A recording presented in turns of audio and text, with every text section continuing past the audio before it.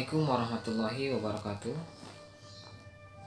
Kita bertemu lagi. Hari ini kita akan membahas tentang makna dari proklamasi dan tokoh-tokoh proklamasi kemerdekaan Indonesia.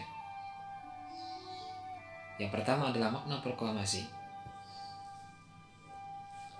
Proklamasi berasal dari bahasa Latin proclamare yang berarti pengumuman atau pemberitahuan ke publik. Dengan membacakan teks proklamasi, Indonesia mengumumkan kepada dunia luar bahwa Indonesia adalah negara yang merdeka. Proklamasi kemerdekaan Indonesia memiliki makna yang dalam bagi bangsa Indonesia. Di antara makna proklamasi itu ialah sebagai berikut.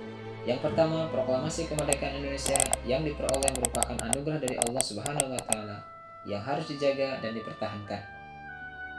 Yang kedua, proklamasi merupakan puncak perjuangan bangsa Indonesia yang telah dijajah selama kurang lebih 3,5 abad.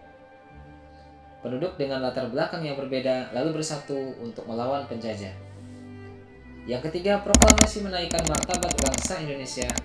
Pembacaan teks proklamasi memberikan pesan kepada negara lain bahwa Indonesia adalah negara yang bebas dari penjajahan. Peristiwa Rengas Dengklok dan perumusan teks proklamasi. Pada tanggal 14 Agustus 1945, Jepang akhirnya menyerah kepada sekutu tanpa syarat. Dan ini berarti Indonesia berada dalam keadaan vacuum of power atau kosong kekuasaan.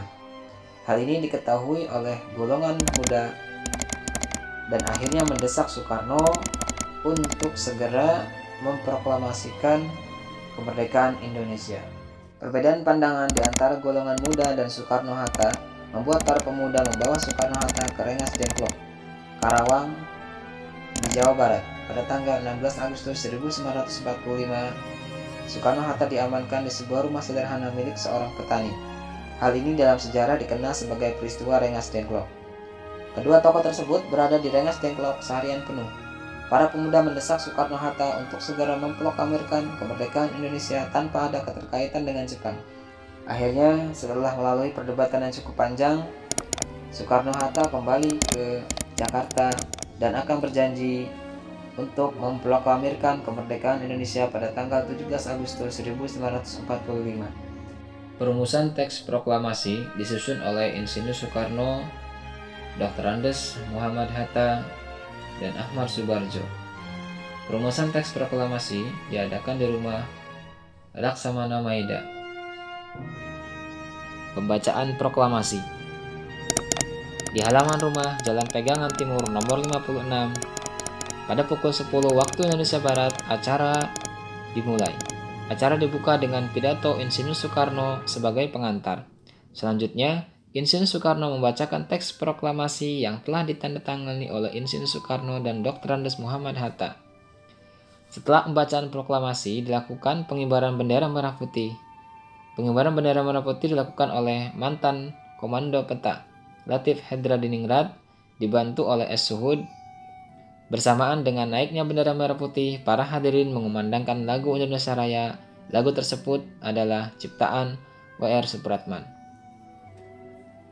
Dengan dibacakannya proklamasi kemerdekaan, bangsa Indonesia telah merdeka sejak tanggal 17 Agustus 1945, dan berita tentang proklamasi kemerdekaan Indonesia ini segera menyebar ke seluruh Jakarta. Para wartawan dan pemuda mulai menyebarluaskan berita proklamasi kemerdekaan Indonesia ke seluruh penjuru tanah air. Tokoh-tokoh proklamasi kemerdekaan Indonesia. Yang pertama, Insinyur Soekarno. Insinyur Soekarno adalah presiden pertama Indonesia dan juga sang proklamator. Lahir di Surabaya, Jawa Timur pada tanggal 6 Juni 1901 dengan nama lahir Kusno Sosrodihardjo.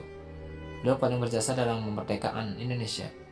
Perang Bung Karno dalam merumuskan, yaitu beliau menyusun konsep dan konsep tersebut ditulis sendiri, serta ia menandatangani atas nama bangsa Indonesia dan membacakan teks proklamasi.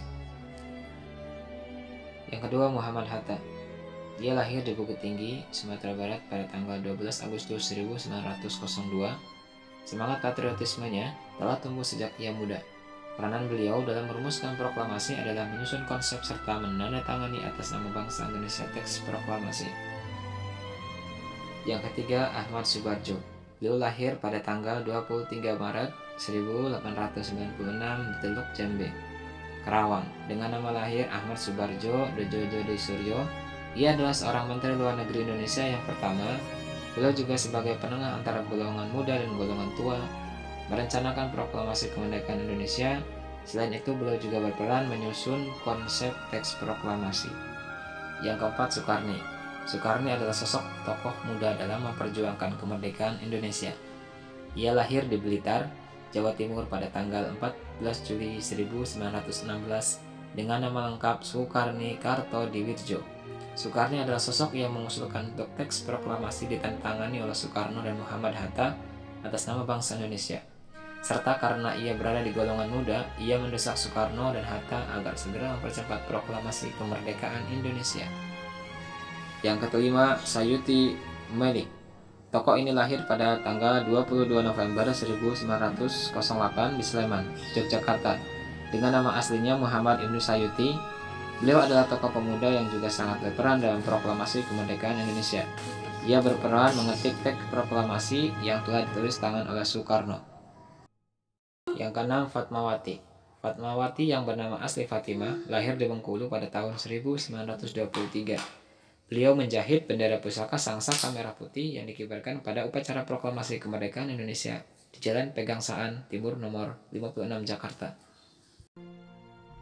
Itu dia sejarah singkat proklamasi kemerdekaan Indonesia. Mudah-mudahan bisa bermanfaat bagi kita semua. Terima kasih. Assalamualaikum warahmatullahi wabarakatuh. Jangan lupa like, comment, and subscribe. Hal-hal yang mengenai pemindahan kekuasaan dan lain-lain diselenggarakan dengan cara saksama dan dalam tempo yang sesingkat-singkatnya